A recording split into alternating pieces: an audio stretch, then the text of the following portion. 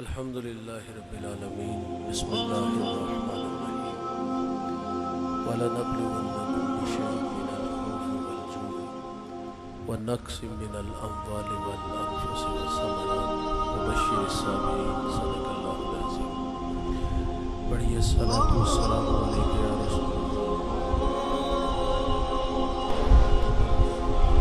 وعلی آلک و اصحابک یا سیدی یا حبیب اللہ، صلاۃ والسلام علیک یا رحمۃ للعالمین وعلی آلک و اصحابک یا سیدی یا حبیب اللہ۔ چند باتیں آپ کے گوش گزار کر کے گفتگو سمیٹ لوں گا۔ دعا ہے اللہ تعالی حق بیان کرنے کی توفیق عطا فرمائے، قابل عمل باتوں پر ہم سب کو عمل کر کے زندگی کی راہوں کو درست کرنے کی توفیق عطا فرمائے۔ حاضرین مجلس، یہ اسلامی سال کا پہلا بابرکت مہینہ ہے اور اس کا آغاز قربانی سے ہوتا ہے۔ اسلامی سال کا آخر وہ بھی قربانی پہ ختم ہوتا ہے۔ غریب و سادہ و رنگی ہے داستان حرم، نہایت اس کی حسین ابتدا ہے اسماعیل۔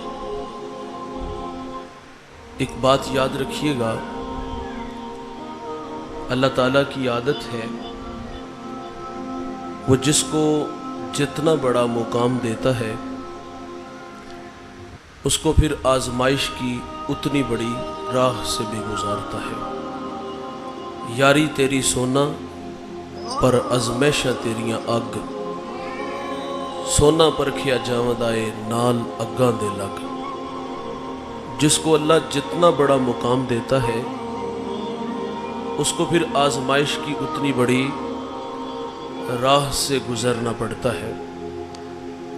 آپ نبیوں کی زندگیوں کا مطالعہ کر کے دیکھیں، اگر ان کے سروں پر نبوت کے تاج ہیں تو میرے مالک نے انہیں آزمایا کس قدر۔ میں بات کو کربلا تک لے چلوں گا، لمحہ لمحہ توجہ چاہوں گا۔ اللہ کے نبی ہیں حضرت ایوب علیہ السلام۔ آپ کی معیشت بڑی مضبوط تھی، 40,000 بکریوں کا ریوڑ تھا، 40 باغ تھے، چاند جیسے 12 بیٹے تھے۔ اللہ تعالیٰ نے فرشتے کو بھیج دیا کہ جاؤ میرے نبی سے کہو کہ آزمائش کے لیے تیار ہو جاؤ۔ تو آپ فرماتے ہیں جے سونا میرے دکھ وچ راضی تے میں سکھ نو چلے ڈاواں۔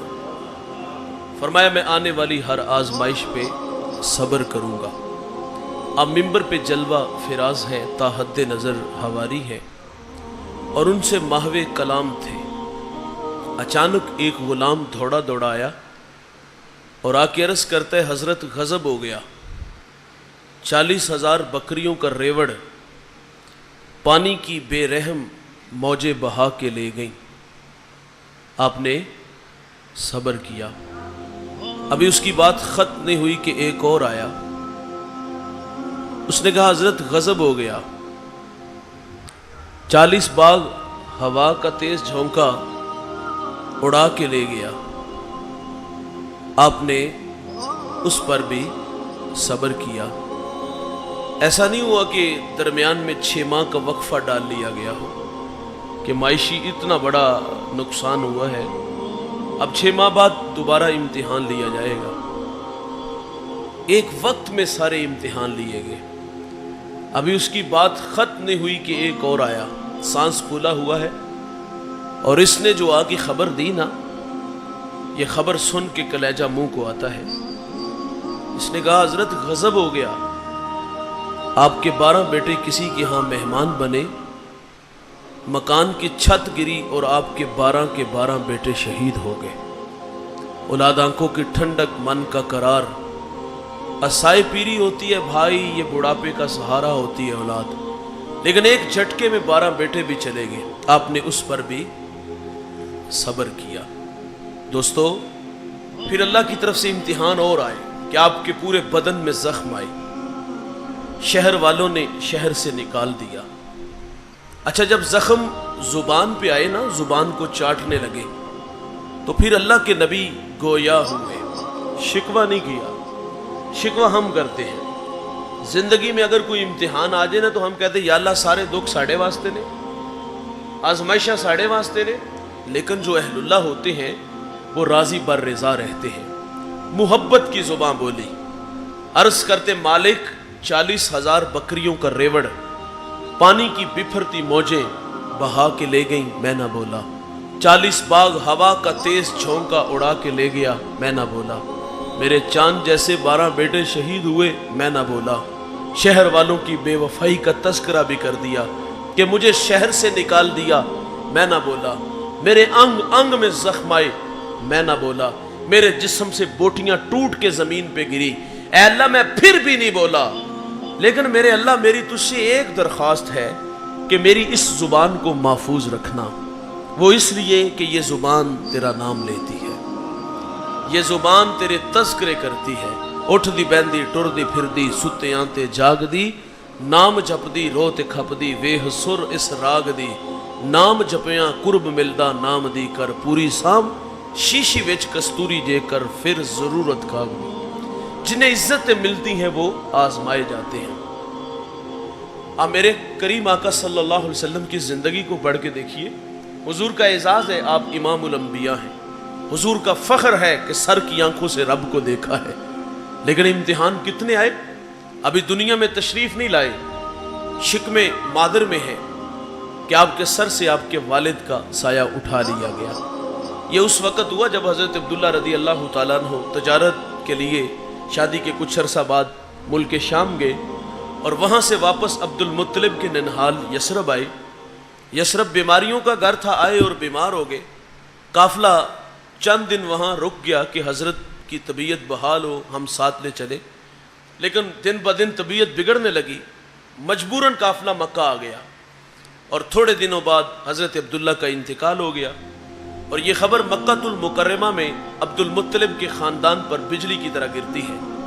سیدہ آمنہ رضی اللہ تعالی عنہا، انہوں نے تو ابھی اپنے ماہ تمام کو جی بھر کے دیکھا بھی نہیں تھا، اور ان کا جی چاہتا تھا کہ میں اڑ کے یثرب چلی جاؤں، مٹی کے اس تودے کو دیکھوں اور اس کی خاک کو اپنی آنکھوں کا سرما بناؤں۔ لیکن جس امانت کا آپ کو امین بنانا تھا، اس کی حفاظت کے ذمہ نے حضرت آمنہ کو روک لیا۔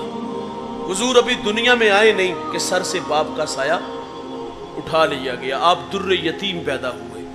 میرے نبی کی عمر 6 سال ہوئی، چلنے پھرنے کے قابل ہوئے، سفر کی صحبتیں سہنے کے لائق ہوئے، تو سیدہ آمنہ نے اپنے سسر جناب عبد المطلب رضی اللہ تعالی عنہ سے اپنے من کی بات کہی کہ 6 سال جدائیوں میں گزار دیے، اگر آپ رخصت عنایت فرماؤ تو میں اس خاک کو آنکھوں کا سرما بنانا چاہتی ہوں، میں یثرب کی آرزو رکھتی ہوں۔ تو جناب عبد المطلب نے اپنی جوان سالہ بہو کو اجازت عطا فرمائی اور ساتھ ایک خادمہ ام ایمن کو بھیج دیا۔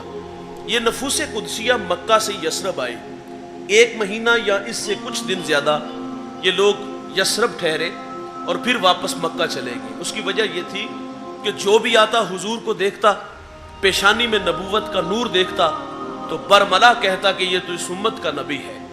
لوگوں کا جمگٹھا ہوا تو سیدہ آمنہ فرماتی میرے دل میں خوف پیدا ہوا کہ کہیں یہ میرے بیٹے محمد صلی اللہ علیہ وسلم کو گزند نہ پہنچائے۔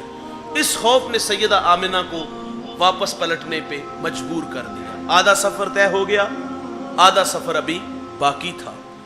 راستے میں ایک ابوا نامی بستی آئی جہاں سیدہ آمنہ رضی اللہ تعالی عنہ آ کے رک جاتی ہے، اور آپ کو بخار نے گھیر لیا اور آپ جان گئی کہ یہ بخار میری جان لے لے گا۔ وقت رخصت ام ایمن سے کہا بہن میرے بیٹے محمد صلی اللہ علیہ وسلم کو باحفاظت امیر قریش تک پہنچا دینا، اور حضور کو پاس بلا لیا۔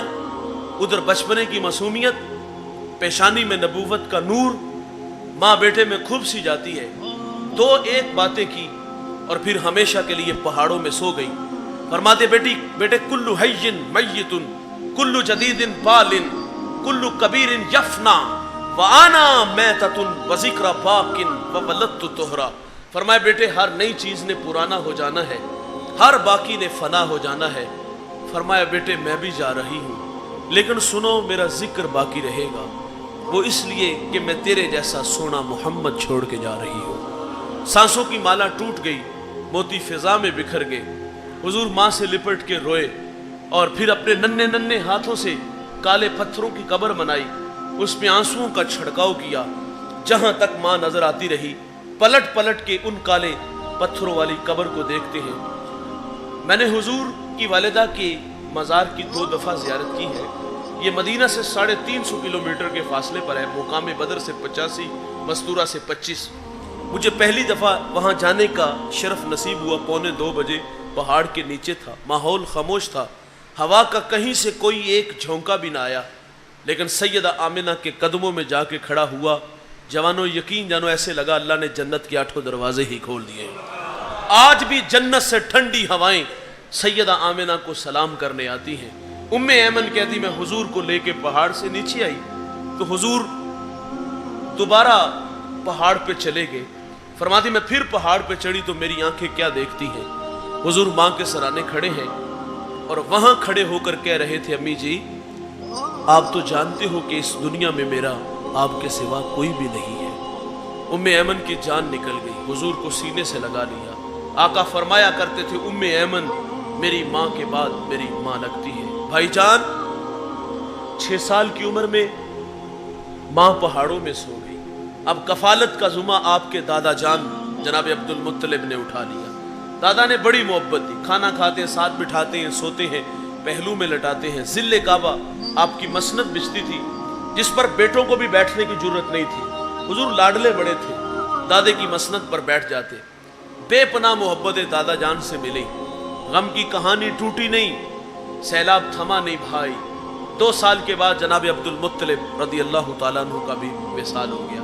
रावी लिखता है कि जब अब्दुल मुत्तलिब का जनाजा मक्के के बाजार से गुजर रहा था, आगे आगे जनाजा है और पीछे पीछे मेरे रसूल हैं, और हुजूर मक्के की कभी इस दीवार से लिपट के रोते हैं तो कभी उस दीवार से लिपट के रोते हैं। फिर कफालत का जुमा आपके चचा ने उठा लिया। जनाब अबू तालिब ने बड़ी मोहब्बत दी, खाना खाते, साथ बिठाते हैं, सोते हैं, पहलू में लटाते हैं। आप कसीरुल अयाल थे और आपकी माइशत ज़्यादा मजबूत नहीं थी। मैंने हुजूर का बचपन बड़ा है। अम्मा हलीमा फरमाती हैं हुजूर को अगर बचपन में भूख लगी भी होती ना तो कभी भूख का मुतालबा नहीं किया था। देखिए मैं बच्चों की बात नहीं करूंगा, हम बड़े हो गए, अब बुढ़ापे की तरफ सफर है। हमें वक्त पे खाना ना मिले हम घर के बर्तन तोड़ देते हैं, गालियां देते हैं, खवातीन पे हाथ उठाते हैं। हुजूर का बचपन देखो कितना खूबसूरत है। भूख लगी भी होती तो कभी भूख का मुतालबा नहीं किया था। चचा से बड़ी मोहब्बत मिली भाई। हुजूर परवान चढ़े, फिर जिंदगी में एक इम्तिहान आया। उस इम्तिहान का नाम आमुल हुज़्न था। वो गम का साल जिसमें शफीक चचा चले गए। आपकी रफीक हयात हजरत खदीजा रदी अल्लाह तआला अन्हा का भी इंतकाल हो गया। 3 साल शैब अबी तालिब में मासूर रहे, सोशल बाइकाट हुआ। माओ की छातियों से दूध खुश्क हुआ तो बच्चे रोते हैं, माएँ मुंह पे थप्पड़ नहीं मारती, बस इतना कहती बच्चों तुम्हारे रोने की आवाज काफिरों ने सुनी तो वो तुम्हारे नबी मोहम्मद को ताने देंगे। बच्चे खामोश हो जाते हैं। सहाबा कहते हमने पत्ते खा खा के गुजारा किया, चमड़े भिगो भिगो करके गुजारा किया। एक सहाबी का बयान पड़ा, वो कहते गीली जगह पहुंच आया, इतनी शिद्दत की भूख लगी थी, उसे उठाया, खा लिया। आज तक मुझे ये नहीं पता चला कि वो चीज है क्या थी। इन राहों पे चलने वालों को आजमाया जाता है। मक्के वालों के रवैये पड़े हैं हमने। हुजूर ला इलाहा का पैगाम देते हैं, वो गड़े खोदते हैं, कांडे बिछाते हैं, ओजरियां फेंकते हैं, गालियां देते हैं, गले में रस्सी डाल के तौ देते हैं। कितने दुख मक्का वालों ने दिए। हुजूर ताइफ चले गए कि वो पढ़े लिखे लोग हैं, मैं उन्हें अपनी बात सुनाता हूँ, लेकिन उन्होंने भी हुजूर की दावत को मुस्तरद किया। उन्होंने कहा नबूवत यतीमों के घरों में आना थी। हुजूर का दिल दुखाया। हुजूर फरमाते मैं आया, मैंने तुम्हें अपनी बात सुनाई, ये तुम्हारी किस्मत कि तुमने उसे कबूल नहीं किया। हुजूर फरमाते मेरे पे एक मेहरबानी करना कि मेरे आने की खबर मक्का के लोगों को ना देना, वो मुझे ज्यादा दुख देंगे। उन्होंने कहा हम तो इसकी तशहीर करेंगे। सुनिए जवानों, हुजूर ताइफ से वापस पलटने लगे। ताइफ का बाजार है, 2 रोया कितारे हैं, उबाश लड़के हैं और उनके हाथों में पत्थर हैं। मेरे नबी फरमाते मैं कदम उठाता हूं तो वो मेरे पांव पे पत्थर मारते हैं। مجھے درد ہوتا تو میں زمین پہ بیٹھ جاتا ہوں۔ وہ نلائق آگے بڑھے، حضور کو کندھوں سے پکڑا، کھڑا کیا اور پھر چلنے پہ مجبور کیا، تو حضور کے دوسرے پاؤں پہ انہوں نے پتھر مارا، تو حضور کا بدن لہو لہان ہو گیا۔ جوانوں، اس دین کی بنیادوں میں پیغمبر کا خون ہے۔ میں اکاڑا ایک جگہ خطاب کر رہا تھا، کچھ لوگ مجھ سے ناراض ہو گئے۔ وہ کیا اقبال نے کہا تھا کہ چمن میں تلخ نوائی میری گوارا کر، زہر بھی کرتا ہے کبھی کار تریاکی، سچ آکھیے تے پامڑ مچتے رہے۔ جب کسی کے مفاد پہ زد پڑے تو تکلیف تو ہوتی ہے، تو میں نے وہاں برملا برجستہ یہ کہا تھا کہ دین حجروں میں بیٹھ کے نہیں پھیلا، نذرانے وصول کر کے نہیں پھیلا، ہاتھ چما کے نہیں پھیلا، محنت سے پھیلا ہے، جستجو سے پھیلا ہے، تبلیغ سے پھیلا ہے۔ حضور مکے کے لوگوں نے کو پیغام حق دیا، پھر طائف آ گئے اور انہیں پیغام حق دیا اور انہوں نے پتھر مارے۔ فرشتہ آگے عرض کی کہ مال حضور اگر آپ فرمائیں تو ابھی اس بستی کو ملیا میٹ کر دیا جائے، لیکن حضور فرماتے میں رحمت بن کے آیا ہوں، زحمت بن کر۔ پھر ایک جملہ ارشاد فرمایا وہاں جو علماء کے لیے تھا، مبلغین کے لیے تھا۔ حضور فرماتے مجھے ان کی نسلوں سے امید ہے کہ وہ میرے ساتھ چلیں گے۔ دیکھیے بعض اوقات نتائج آنے والی نسلوں پہ چھوڑنے پڑتے ہیں۔ یہ مسجدوں کا ماحول بڑا تلخ ہوتا ہے، جس کی گھر نہیں چلتی مسجد میں آ کے وہ بڑاس نکال لے، پکھے کیوں چل دینے، لیٹا کیوں بال دی، وہ نوکر تو نہیں ہمارا یار، مصلے پہ جسے کھڑا کرو اسے عزت بھی دیا کرو۔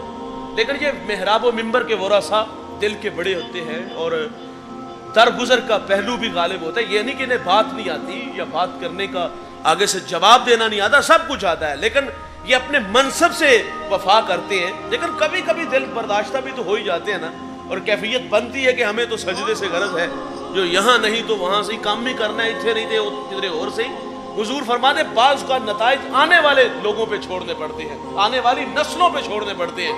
حضور کو طائف میں طائف کے اوباشوں نے پتھر مارے، عرض کیا ان کے لیے بد دعا کریں، فرمایا میں رحمت بن کے آیا ہوں زحمت بن کر۔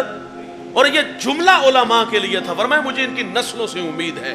اور آپ جانتے ہو جب سندھ کے اندر نہید نامی بیٹی کے سر سے جب راجہ دہر کے گنڈوں نے دوپٹہ کھینچا تو اس نے یا الحجاج کہا، اور حجاج کوئی تاریخ کا قابل ذکر انسان نہیں، بہت بڑا بدماش ہے، اس کے ہاتھ ہزاروں لوگوں کے خون سے رنگے ہوئے ہیں۔ اس سماج کا گنڈا کھڑا ہوا اور کہتا ہے بہن میں حاضر ہوں اور اتنی دیر تک چین کی نیند سوؤں گا نہیں جتنی دیر تک تجھے انصاف نہیں دیتا۔ تو اس نے پھر اپنے بھتیجے، اپنے داماد جس کی عمر 17 سال تھی، اس کو یہاں بھیجا اور وہ ہندوستان کے تخت و تاج کو رونتا ہوا یہاں آیا اور اس برہنہ سر بیٹی کے سر پہ عزت کی ردا رکھ گیا۔ اور پھر وہ یہاں 4 سال گزار کے گیا تھا۔ اس نے مکران سے ملتان تک سفر کیا، اپنے کردار، اپنے اخلاق، اپنی گفتار سے 1 لاکھ انسانوں کو محمد کا غلام بنا جاتا ہے۔ وہ خود چلا گیا لیکن یہاں دین چھوڑ گیا۔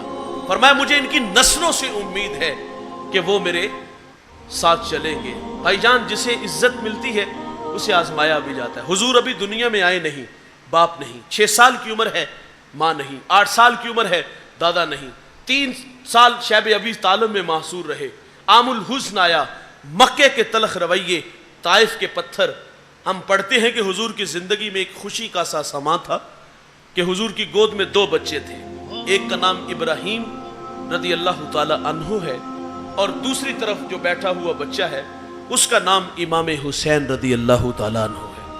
حضور دونوں سے محبت فرما رہے ہیں، کبھی ابراہیم کی گال کو تھپکاتے ہیں تو کبھی امام حسین رضی اللہ تعالیٰ عنہ کی گال کو تھپکاتے ہیں۔ اللہ نے فرشتے کو بھیج دیا، غم کی کہانی ٹوٹی نہیں بھائی، سیلاب تھما نہیں، آنے والے فرشتے نے پیغام دیا کہ اللہ کا حکم ہے کہ دونوں میں سے ایک کو رکھ لو اور ایک کو اللہ مانگ رہا ہے۔ کتنا مشکل ہے بھائی، نور نظر ہے ایک طرف اور دوسری طرف فاطمہ کا بیٹا ہے، ایک طرف اپنا اور دوسری طرف بیٹی کا بیٹا۔ امتحان کتنا کڑا ہے، لیکن میرے رسول اپنا بیٹا اللہ کی راہ میں پیش کر دیتے ہیں۔ اور پھر فاطمہ کے بیٹے حسین سے اتنا پیار کیا، کبھی کندھوں پہ سوار کیا، سجدے میں جاتے ہیں تو تسبیحات کو بڑھا دیتے ہیں، کبھی حسین کی زبان کو اس طرح چوستے ہیں جس طرح کھجور چوسی جاتی ہے، کبھی حسین کو فرماتے حسین مجھ سے ہے، میں حسین سے ہوں، کبھی ارشاد فرماتے میرا حسین جنتی جوانوں کا سردار ہے۔ بے پناہ محبت حسین نے وصول کی۔ بھائی جان، یہ غم کی کہانی ٹوٹی نہیں، فرشتہ پھر آ گیا اور اس نے آ کے پیغام دیا کہ آپ کے بیٹے کو ذبح کر دیا جائے گا، اس بیٹے کو شہید کر دیا جائے گا۔ کربلا کی مٹی دی گئی، جب یہ خون بن جان لینا کہ آپ کا نواسا شہید ہو گیا ہے۔ اور پھر 60 ہجری کو یزید تخت نشین ہوا اور اس نے ولید کو پیغام بھیجا کہ حسین ابن علی سے میرے لیے بیعت لو۔ اور امام حسین رضی اللہ تعالیٰ عنہ یزید کی کرتوتوں سے واقف تھے، زانی تھا، شرابی تھا، قاتل تھا۔ ایک دفعہ یہ حج کے لیے، حج کا موسم تھا شاید، اور یہ آیا ہوا تھا، امام حسین بھی تھے، آپ پاس سے گزرے تو یہ شراب پی رہا تھا، جام بڑھاتے ہوئے کہتے حسین پی لو۔ اللہ نے قرآن میں نمازیوں کے لیے خرابی کہی ہے، شرابیوں کے لیے نہیں کہی، تو آپ الیاذ باللہ کہتے آگے بڑھ گئے۔ حضرت عبداللہ فرماتے ہیں کہ اس کی کرتوتوں کی وجہ سے ہمیں ڈر لگنے لگا کہ کہیں آسمان سے پتھر نہ برسنے شروع ہو جائے۔ تو یہ تو بڑا ظالم انسان تھا، اس نے 700 صحابہ کو شہید کروایا، 10,000 تابعین کو اس نے قتل کروایا، 300 نوجوان بیٹیوں کی آبرو ریزی کروائی گئی۔ اس نے مدینہ الرسول میں، مسجد نبوی میں 3 دن جو ہے وہ گھوڑے بندے رہے اور منبر رسول کی بے رحمتی کی گئی، کعبۃ اللہ پہ حملہ کیا گیا، غلاف کعبہ جلا، مطاف پتھروں سے بھر گیا، اور وہ جو دمبا حضرت اسماعیل علیہ السلام کے عوض میں جنت سے آیا تھا، اس کے سینگ کعبۃ اللہ کی چھت پہ تھے، وہ بھی جل گئے۔ تو آپ تو اس کی کرتوتوں سے واقف تھے۔ خیر، ولید نے رات کی تاریکی میں امام حسین رضی اللہ تعالیٰ عنہ کو طلب کیا، اور امام جانتے تھے کہ ولید رات کو کسی سے ملاقات نہیں کرتا، بات خطرے سے خالی نہیں لگ رہی۔ آپ نے دوستوں سے مشاورت چاہی کہ کیا کیا جائے۔ دوستوں نے کہا کہ چند ساتھی ساتھ لے جاؤ، اگر حالات ٹھیک نہ ہوئے تو آپ آواز دیجئے گا، ہم دارالامارت کی دیواریں پھیلان کر کے اندر آ جائیں گے۔ امام حسین رضی اللہ تعالیٰ عنہ ملاقات کے لیے گئے۔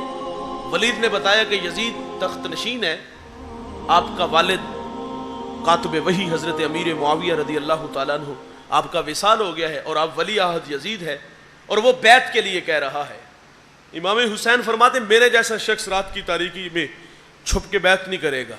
آپ واپس آنے لگے تو مروان بن حکم، یہ اس کا نائب تھا، اس نے سرگوشی کی کہ اگر یہ شخص چلا گیا تو اس پر قابو پانا مشکل ہوگا۔ تو کہا کیا کیا جائے؟ کہا قتل کرو یا پھر بیعت لو، نہیں کرتے تو سر کاٹ کے دمشق میں یزید کی بارگاہ میں بھیج دو۔ اچھا، جب یہ بات کی نا تو امام حسین نے سن لیا۔ ایسا نہیں ہوا کہ جلدی جلدی آپ باہر چلے گئے ہو، بلکہ انہی قدموں سے واپس پلٹے۔ فرمایا ولید کیا کہا؟ کہا حضور ہم آپس میں کوئی بات کر رہے تھے۔ فرمایا میں نے سن لیا ہے۔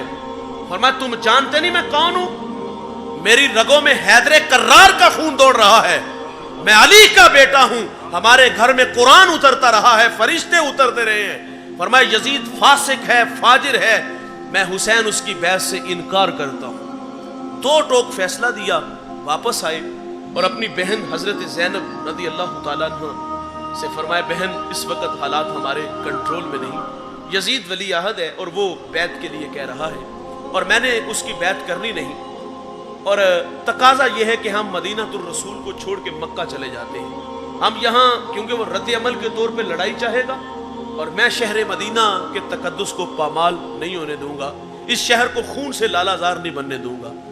تو مشورہ یہی ہے کہ ہم مدینہ چھوڑ کے مکہ چلے جاتے ہیں۔ سوال ہے اس مجمع میں کچھ لوگ ابھی حالیہ حج سے ہو کر واپس آئے ہیں، کچھ لوگ پچھلے سال گئے ہوں، کئی لوگوں کو عمرے کی سعادت نصیب ہوئی ہے۔ میرا سوال ہے حاجی لوگ 8 دن کے لیے جاتے ہیں، جب واپس پلٹتے ہیں تو یوں ہی آ جاتے ہیں؟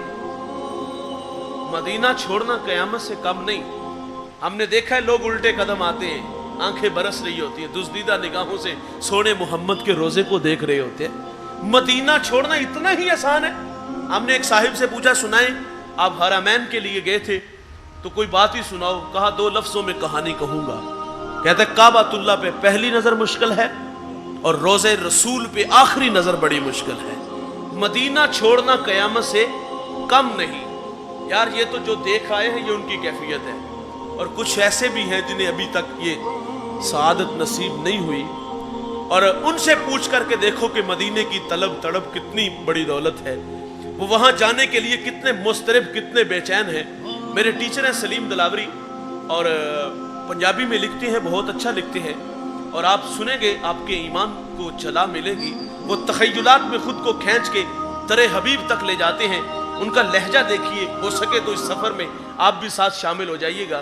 آپ فرماتے آساں دے بوئے کھل دے، درداں دے ورکے تھل دے، دکھاں دے چکڑ چل دے، اکھاں چو ہنجو ڈل دے، لوں لوں دا سینہ پاڑ دے، आका जी दिल नूं साड़ दे, गोते ते गोता खा रहे हैं, वहमां च डुबदा जा रहे हैं, दसिया ना चन्ना तारे हैं, राइयां तो पुछ पुछ हारे हैं, जिथे खुदा दा नूर है वो शहर किन्नी दूर है। सोचा पकांदा जावना, मन विच बठांदा जावना, नक्शे पकांदा जावना, कर लै करीना इंजदा, होना मदीना इंजदा। वेले ने डाडे या नबी, पल्ले नहीं साडे या नबी, बैठे दुराडे या नबी, उम्मती तो हाडे या नबी, हिजरां दे फनियर शूक दे, मुड़ मुड़ के ए हुकूक दे, आवन मुरादा पक के, किस्मत ले जावन थक के, सोना मदीना तक के, बैजावा जिस दम थक के, ठंडी हवा जे वग जाए, अख जरा को लग जाए, कमली जरा सरका के, मुखड़े तो पर्दा चा के, ख्वाबां च फेरा पा के, आकाए आखन आके, रावां दी सख्ती जल के, आए ओ दूरों चल के, उल्फत दे डाबू तर के, होके सलीम भर के, दिल नू आनंद आ गया, सानू पसंद आ गया। कोई कहता है करम फरमाओ साडे ते, हबीबी या रसूल अल्लाह, मदीने आउन ने देंदी गरीबी या रसूल अल्लाह। यार जिन्होंने नहीं देखा ये कैफियत उनकी है, जो देख आए हैं वो बार बार की आरजू रखते हैं, जो पलटते हैं दिल पे हाथ रख के पलटते हैं। मेरे भाई हुसैन पैदा मदीने में हुए, बचपन मदीने में गुजरा, लड़कपन मदीने में गुजरा, जवानी की बहारें मदीने में गुजरी, और अब 56 साल उम्र है, बुढ़ापा आ गया है, और मदीना छोड़ना इतना ही आसान था, लेकिन छोड़ दिया। अश्कबार आंखों से अपने नाने मुस्तफ़ा सल्लल्लाहु अलैहि वसल्लम के रोज़े अक़दस पे हाजिर हुए, हाज़री का शर्फ मिला और इजाज़त तलब की। फिर जन्नतुल बकी में माँ से मुलाकात करके आप मक्का की तरफ रवाना होते हैं। शाबानुल मुअज़्ज़म में ये काफ़िला मदीना से मक्का चला गया। 4 माह कुछ दिन ये मक्का ठहरे और फिर कूफा चले गए। उसकी वजह यह थी कि कूफा वालों ने इमाम को ख़त लिखने शुरू कर दी कि हम बेईमाम हैं और आप हमारी सरपरस्ती फरमाएं। बास ख़त बड़े तलख थे, जिसमें उन्होंने यहाँ तक लिख दिया कि अगर आप ना आए तो हम बरोज़े हशर अल्लाह को शिकायत करेंगे कि हम बेईमाम थे और आपके नबी का नवासा हमारी मदद के लिए नहीं आया। तो इमाम हुसैन रदी अल्लाह तआला अन्हु ने अपने भाई हज़रत मुस्लिम बिन अकील रदी अल्लाह तआला अन्हु को अपना नुमाइंदा बना के कूफा भेजा, और वहाँ के जो गवर्नर थे वो नोमान बिन बशीर रदी अल्लाह तआला अन्हु थे, और वो मुहिब्बे अहले बैत में से थे। उन्होंने कोई मुज़ाहमत नहीं की। पहले दिन 17,000 कूफी मुस्लिम बिन अकील के हाथ पे बैत करता है। 4-5 दिन के अंदर 40,000 कूफी मुस्लिम बिन अकील के हाथ पे बैत कर चुका था। आपने फौरन अपने भाई को खत लिखा कि यहाँ के हालात साजगार हैं और ये लोग आपके लिए दीदा व दिल फर्शे राह हैं, आप आएँ और इनकी सरपरस्ती फरमाए। इधर से खत मक्का चला गया और उधर कूफा के हालात यकसर बदल गए। जो यजीद के हमायती थे उन्होंने यजीद को खत लिखा कि जिस शख्स को तूने यहाँ मुतय्यन किया है वो तो हाथों पे हाथ धर के बैठा है, और अगर इसी तरह काम चलता रहा तो चंद दिन बाद यहाँ तेरी हुकूमत को खतरा है। और उसमें उन्होंने कहा कि किसी ऐसे शख्स को भेजो जो यहाँ के फितने को आके दबाए। तो उसने फिर उस बदबख्त को भेजा, इब्ने ज़ियाद को, और वो रात की तारीकी में आया, हिजाजी लिबास पहन के आया, कपड़े चेहरे पर कपड़ा ओढ़ के आया, और जब यह कूफा दाखिल हुआ लोग समझे कि शायद कि इमाम की सवारी आ गई है, लोग इसके पीछे पीछे चलने लगे, और यह सीधा हज़रत नोमान बिन बशीर रदी अल्लाह तआला अन्हु के महल तक आया, और आपने महल का दरवाज़ा बंद किए, छत पे चढ़े। आप भी समझे शायद कि इमाम हुसैन आ गए हैं, तो कहा मेरा मशवरा है कि आप वापस चले जाएं। इसने अपने चेहरे से नकाब उठाया और कहा दरवाज़ा खोलो, मुझे यजीद ने भेजा है। नोमान बिन बशीर रदी अल्लाह तआला अन्हु को मौसूल किया गया और मुस्लिम बिन अकील को शहीद कर दिया गया। इसने एक खत किया था कि लोगों तुम मुझे भी जानते हो और मेरे बाप को भी जानते हो, मैं और मेरा बाप अहले बैत के बड़े पुराने दुश्मन हैं, अगर किसी ने इनका साथ दिया तो फिर अपना हिसाब खुद लगा लेना। फिर वही हुआ अल कूफी ला यूफी, कूफी वफादार नहीं होते, इनकी बेवफाइयाँ पहले से ही बड़ी मशहूर थी। हज़रत अली के साथ इन लोगों ने क्या सलूक किया। तो हज़रत मुस्लिम बिन अकील मस्जिद में आए तो पीछे हज़ारों कूफी थे, लेकिन जब सलाम फिरा तो पीछे एक भी कूफी बाकी नहीं था। मुस्लिम बिन अकील को शहीद कर दिया गया, नोमान बिन बशीर को मौसूल किया गया, इब्ने ज़ियाद अब वहाँ का गवर्नर है, और उधर से इमाम हुसैन रदी अल्लाह तआला अन्हु ने 2 ज़ुल्हज या 7 या 8 ज़ुल्हज को वहाँ से कूफा आने का फैसला कर लिया। साहबा ने कहा कि हज़रत आप ठहरे, पूरी दुनिया से लोग आए हुए हैं, आप खिताब करें, हम यजीद की ईंट से बजा देंगे। तो आप फरमाते हैं कि मैं हरम का मेंढा नहीं बनना चाहता, मेरे नाना मुस्तफ़ा ने मेरे कंधों पे कुछ ज़िम्मेदारी आयद की है, मैं उन्हें निभाने जा रहा हूँ। اور ساتھ فرمایا کہ انہوں نے خط میں یہ کہا ہے کہ اگر آپ نہ آئے تو ہم اللہ کو شکایت کریں گے۔ امام حسین کے دل میں اللہ کا خوف تھا، اللہ کی خشیت تھی کہ میں اللہ کا سامنا قیامت کے دن کیسے کروں گا، اگر میں نہ گیا تو یہ اللہ کو شکایت کریں گے۔ تو وہ خوف الہی امام حسین کو کربلا کی طرف لے گیا۔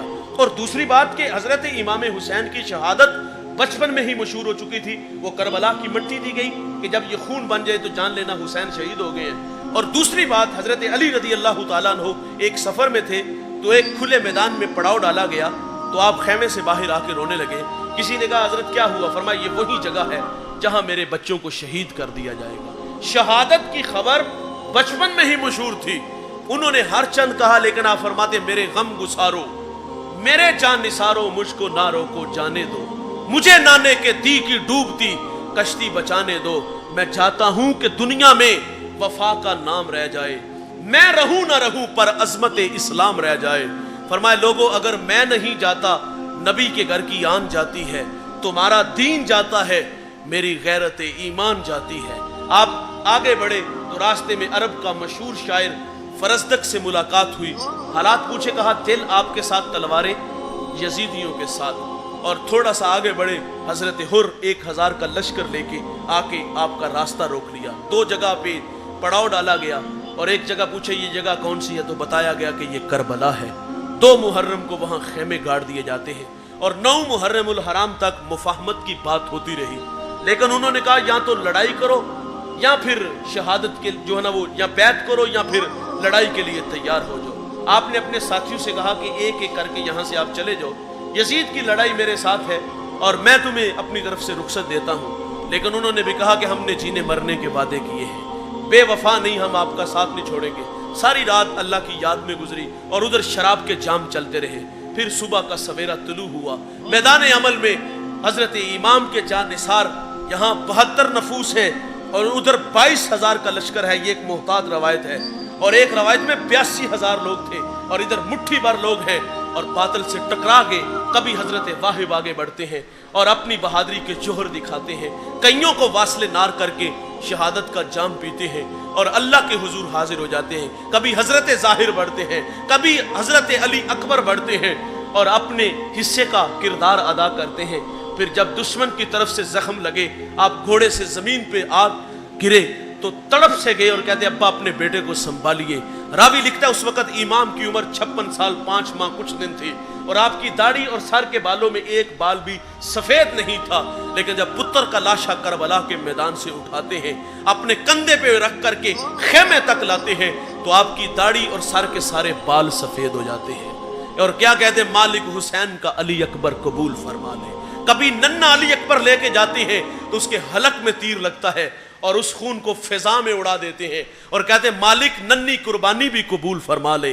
کبھی قاسم کو پیش کر رہے ہیں، کبھی اونا محمد کو پیش کر رہے ہیں، کبھی حضرت امام حسین کے لخت جگر علی اکبر کو پیش کیا جاتا ہے، ایک ایک کر کے سارے اللہ کی راہ میں پیش کر دیے۔ پھر اپنی باری آئی، میدان میں اترتے ہیں اور فرماتے لوگوں میرا حق پہچانو، اس کائنات میں کسی نبی کا بیٹی کا بیٹا دنیا میں نہیں، کہا حسین تمہارے سامنے کھڑا ہے فاطمہ کا لال، اور کہا اور اپنے اور نبی کی محبت کے رشتے ان کے سامنے رکھے، لیکن وہ اصلی بدبخت تھے، حکومت کے لالچی اور دولت کے پجاری۔ حضرت امام کے ساتھ میدان عمل میں امام اترے ہوئے ہیں اور پھر اپنے حصے کا آپ نے بھی کردار ادا کیا، گاجر مولی کی طرح کاٹا، کئیوں کو واصل نار کیا، اور پھر دشمن کی طرف سے یکبارگی میں حملہ ہوا، تیر تلواریں نیزے حسین کے جسم میں پیوست ہوئے، آپ گھوڑے سے زمین کی طرف تشریف لائے، پیشانی اللہ کے حضور جھکا دی اور کہتے مالک میں تیری تقدیر پہ راضی ہوں، بتا تو بھی راضی ہوا ہے کہ نہیں ہوا۔ اللہ اکبر۔ اس منظر کو یقیناً حوروں نے بھی دیکھا، کلیجے پھٹے، اس منظر کو فرشتوں نے بھی دیکھا کہ مالک یہ دھرتی پہ ہونے کیا جا رہا ہے۔ ایک وقت تھا فرشتوں نے کہا تھا نحن نسبح بحمدک ونقدس لک قال انی اعلم ما لا تعلمون، اللہ تسبیح ہم بولتے ہیں، پاکی ہم بولتے ہیں، انسان کو بنانے کی کیا ضرورت؟ تو اللہ نے فرمایا تھا فرشتوں جو میں جانتا ہوں وہ تم نہیں جانتے۔ آج کربلا میں اللہ انی اعلم ما لا تعلمون کی تفسیر فرما رہا ہے۔ فرشتوں تمہارے سینوں میں دل، اس میں دھڑکنیں ہوتی، اس میں قاسم کا پیار، اس میں علی اکبر کی محبت، اس میں اون و محمد کا پیار ہوتا میں دیکھتا تم کس طرح میری راہ میں قربان کرتے. فرمایا یہ میرا بندہ حسین ہی تو ہے, سب کچھ قربان کرنے کے باوجود کہہ رہا ہے مولا بتا تو مجھ سے راضی ہوا ہے کہ نہیں ہوا. اس منظر کو اقبال نے دیکھا. سنیے, پیغام لیتے چلیے. اقبال نے جب اس منظر کو دیکھا تو خراج فاطمہ کو پیش کرتا ہے. وہ کہتا ہے رشتہ آئین حق زنجیر پاست فرمانے جناب مصطفیٰ ورنہ گردے تربتش گردید میں سجدہ ہا بر خاک او پاشید میں.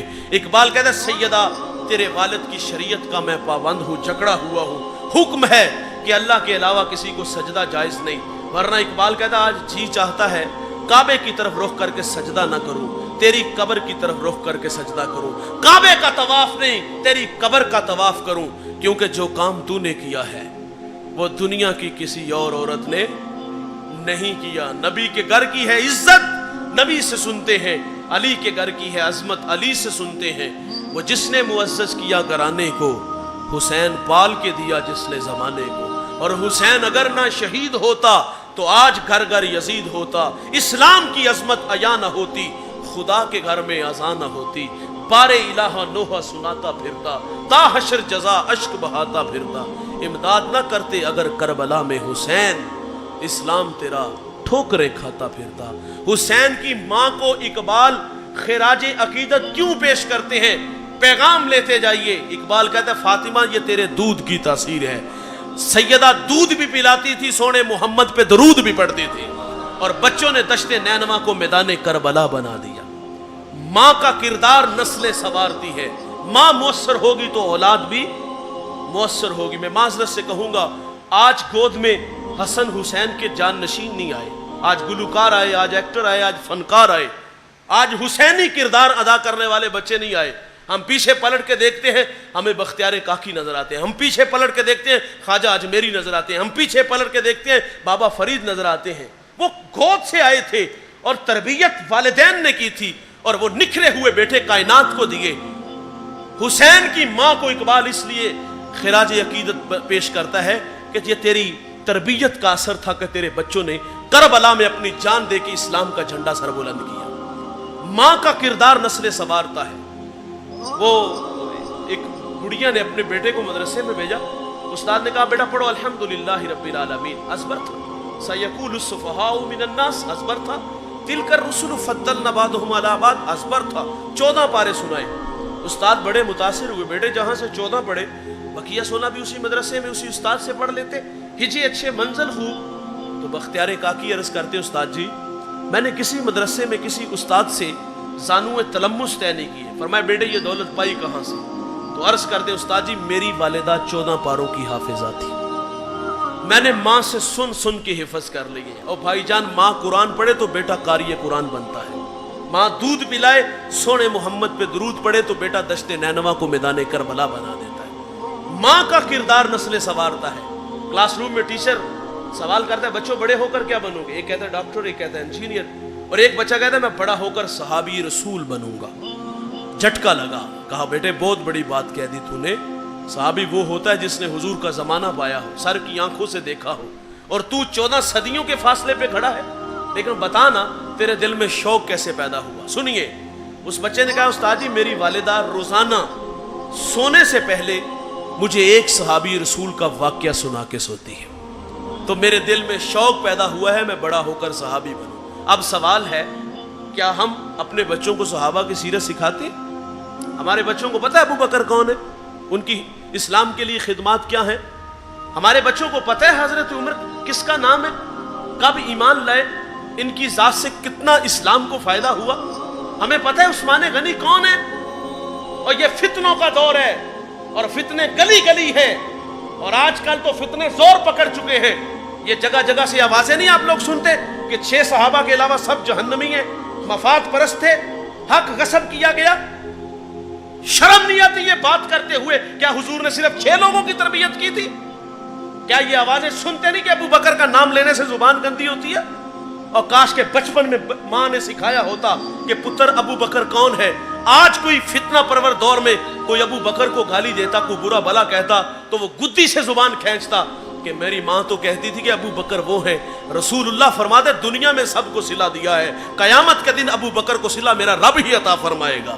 اور کوئی عمر فاروق کے بارے میں کہے کہ مجھے اپنی عمر سے اس لیے نفرت ہے کہ اس کا نام عمر ہے، تو کیا وہ گدی سے زبان نہیں کھینچے گا؟ میری ماں تو کہتی جب عمر ایمان لائے تھے تو ناروں کی گونج میں استقبال ہوا تھا، یہ جن گلیوں سے گزرتا تھا شیطان رستہ بدل لیتا تھا۔ میرے رسول نے اس شخصیت کے بارے میں فرمایا تھا کہ میرے بعد اگر کوئی نبی ہوتا تو وہ عمر ہوتا، اور سکھایا ہوتا بچوں کو صحابہ کا پیار، اور کوئی عثمان غنی کے بارے میں بات کرتا تو گدی سے زبان کھینچ لیتا کہ میری ماں نے تو کہا تھا کہ عثمان وہ ہے جس سے فرشتے بھی حیا کرتے ہیں، عثمان وہ ہے جس کو رسول اللہ نے دنیا میں 11 مرتبہ جنت کی بشارت دی ہے۔ کاش کے سکھایا ہوتا، لیکن ہم نہیں سکھاتے۔ ہم تو 8 گھنٹے مزدوری کرتے ہیں نا، 2 گھنٹے جو گھر میں ملتے ہیں ہم گھر میں ہو کر بھی غیر حاضر ہوتے ہیں، ہم موبائل کے دہانے لگے رہتے ہیں۔ ہمیں جان چھوڑ دینی چاہیے، موبائل کی سرانے کے نیچے دبا دینا چاہیے۔ اور 2 گھنٹے جس طرح یار ٹیچر روزانہ کی بنیاد پہ کلاس میں ایک نیا سبق لے کے آتا ہے نا، یہ باپ کا کام بھی تھا۔ روزانہ کہتے آؤ بیٹا آج ابو بکر کی باتیں کریں، آؤ بیٹا آج ابو ہریرہ کی باتیں کریں، آؤ بیٹا آج عمر فاروق کے تذکرے کریں۔ اور بچپن میں سکھایا ہوتا نا، یقین جانو تو آج کسی کی جرت نہیں تھی کہ وہ صحابہ پہ زبان درازی کرتا، لیکن معذرت سے ہم نے بچوں کو صحابہ کا پیار سکھایا ہی نہیں۔ ہمارا رنڈی رونا کہ ہم جب بھی بیٹھتے ہیں دولت کی کہانیاں، فلاں غبارے بیچنے والا، فلاں آلو چھولے بیچنے والا، پاپڑ بیچنے والا کہاں سے کہاں چلا گیا۔ اتنی دنیا کی بھی ہوس کیا ہوئی یار، اتنی بھی دوڑ کیا ہوئی کہ بچوں کو 2 گھنٹے دیے، 5 منٹ نصیحت کی تو وہ بھی دنیا کے لیے۔ کاش کہ اپنے بچوں کو آخرت کا بھی درد دیتے، کاش کہ صحابہ کی محبت بھی سکھاتے۔ کلاس روم میں منصور علی ایک بہت بڑا رائٹر گزرے، وہ کہتا ہے میں نے ایک بچے سے پوچھا بیٹا بڑا ہو کر کیا بنے گا؟ تو وہ کہتا ہے میں بڑا ہو کر نور الدین زنگی بنوں گا۔ اس مجمع میں ہو سکتا ہے کہ 2-1 لوگوں کو پتا ہو نور الدین زنگی کون تھا۔ میرے رسول خواب میں ملے، فرمایا نور الدین 2 چت قبرے کتے میری طرف بڑھ رہے ہیں، راستہ روکو۔ مصلی پہ بیٹھ کے رونے لگے، اللہ خیر کرے مدینے میں کیا ہونے جا رہا ہے۔ حضور دوسرے دن پھر ملے، فرمایا نور الدین وہ میری طرف بڑھ رہے ہیں، پھر مصلی پہ بیٹھ کے رونے لگے۔ تیسرے دن ملے تو دوڑ لگا دی، 20 دن کا سفر 16 دنوں میں کیا، اور ان کتوں کو جن کی شکلیں رسول اللہ نے خواب میں دکھائی تھی انہیں ڈھونڈ کر کے واصل نار کیا۔ پھر مدینے کی گلیوں میں چیخیں مار مار کے روتا ہے اور کہتا ہے بندہ نواز یہ میرا اعزاز کس بڑی کائنات میں آپ نے میرا انتخاب کیا؟ کہا بیٹا بڑا ہو کے نور الدین زنگی بنے گا؟ کہا ہاں استاد جی نور الدین زنگی بنوں گا۔ کہا شوق کیسے پیدا ہوا؟ تو وہ کہتا ہے استاد جی میری والدہ فرماتی ہیں کہ بیٹا اگر تو نور الدین زنگی بنے گا نا تو خواب میں رسول اللہ تمہیں اپنی زیارت سے مشرف فرمائیں گے۔ میں سو جاؤں یا مصطفیٰ کہتے کہتے، کھلے آنکھ صلی اللہ کہتے کہتے۔ یہ سکھانا پڑتا ہے۔ تو ماں کربلا سے ہمیں پیغام ملتا ہے، ماں کا کردار نسلیں سنوارتا ہے۔ آج بھی قوم کی بہن بیٹی بطول بن جائے اور لوگوں کی نظروں سے پوشیدہ ہو جائے۔ اقبال کہتا ہے تو بطول بن جا، تیری گود میں حسن حسین کے جان نشین کھیلیں گے۔ اور دوسری بات میرے بھائی، کربلا میں حسین ابن علی وقت آخر جب پورا بدن زخموں سے چور چور ہے، علی اکبر کا لاشا بھی پڑا ہے، علی اکبر کا بھی لاش اصغر کا بھی پڑا ہے، وہاں قاسم بھی بکھرے ہیں، اور وقت آخر اپنا بھی جسم زخموں سے چور چور ہے، اور پیشانی کہاں ہے؟ سجدے میں۔ اور کیا کہتے ہیں مالک میں تیری تقدیر پہ راضی ہوں، بتا تو بھی راضی ہوا ہے کہ نہیں؟ امام حسین نے وقت آخر بھی نماز نہیں چھوڑی۔ ایک نعرہ لگائیں حسینیت کا، حسینیت حسینیت۔ یقین جانو ناراض نہیں ہونا، یہ نعرے کھوکھلے ہیں۔ محبت عمل کو آسان کرتی ہے، محبت دعویٰ ہے، عمل دلیل ہے۔ حسینیت کے نعرے تو ہیں لیکن عمل ہی کوئی نہیں۔ انہوں نے وقت آخر بھی نماز نہیں چھوڑی تھی۔ یار امام حسین 7 سال 7 ماہ 7 دن حضور کی زیر تربیت رہے تھے، حضور کے ساتھ ساتھ رہے تھے، اور پھر حضرت فاطمہ کے پاس آئے تو آپ نے گھر میں کیا دیکھا کہ ماں ساری ساری رات اللہ کے حضور کھڑی رہتی ہے، اور ایک دن تو کہہ دیتی یا اللہ تیری راتیں کتنی چھوٹی ہیں، رات بیت جاتی ہے ذوق بندگی نہیں پورا ہوتا، ایک رات تو ایسی دے دے اللہ تجھے جی بھر کے سجدے تو کر لوں۔ اور حضرت علی والد گرامی کی کیفیت کیا، یہ گھر کا ماحول بتانے لگا ہوں۔ نانا مصطفیٰ کو سجدوں میں دیکھا، ماں کو سجدوں میں دیکھا۔ کسی نے حضرت علی سے کہا جس کی عبادت کرتے ہو، جسے سجدہ کرتے ہو، کبھی اسے دیکھا بھی ہے؟ تو حضرت علی فرماتے ہو اتنی دیر تک سجدے سے سر نہیں اٹھاتا جتنی دیر تک اس کے جمال کو دیکھ نہیں لیتا. یہ گھر کا ماحول ہے. اور امام زین العابدین رضی اللہ تعالیٰ عنہ فرماتے ہیں میرے والد گرامی روزانہ جو ہے وہ 100 رکعت نفل پڑھا کرتے تھے. اور امام زین العابدین کے لفظ سنیے, امام حسین کے بیٹے ہیں. آپ فرماتے ہیں میں نے تہجد اپنے باپ سے سیکھی ہے. اور یار گھر میں سجدوں کا ماحول تھا, سجدوں میں تڑپتے دیکھا, وقت آخر بھی سجدہ نہیں چھوڑا. اور ہم کیسے حسینی ہیں یار, نام حسین کا کردار یزید والا. اور حسین ابن علی تو وقت آخر بھی نماز نہیں چھوڑ رہے, ہم نماز پڑھتے ہی نہیں. وہ کیا کسی نے کہا تھا کہ میں مر کے بھی زندہ ہوں اہل وفا کی محفل میں, میری محفل میں آ میرا مزار نہ پوچھ. وہ کہتا ہے جن راہوں کے ہم مسافر تھے ان راہوں پہ تم بھی تو آؤ نا. اور انہوں نے تو وقت آخر بھی نماز نہیں چھوڑی تھی یار. اور ہم کیسے حسینی ہیں, کیا یہ محبت کے لیے اتنا کافی ہے؟ دیکھیے آپ ان کے نام کی سبیل لگاؤ, ان کے نام پہ لوگوں کو کھانے کھلاؤ, ان کے نام پہ اتھرو بہاؤ. کیا محبت کا معیار فقط اتنا ہی ہے؟ یہ 2-3 چیزیں ہوں تو ہم محبت, دعوی محبت میں کامل ہیں؟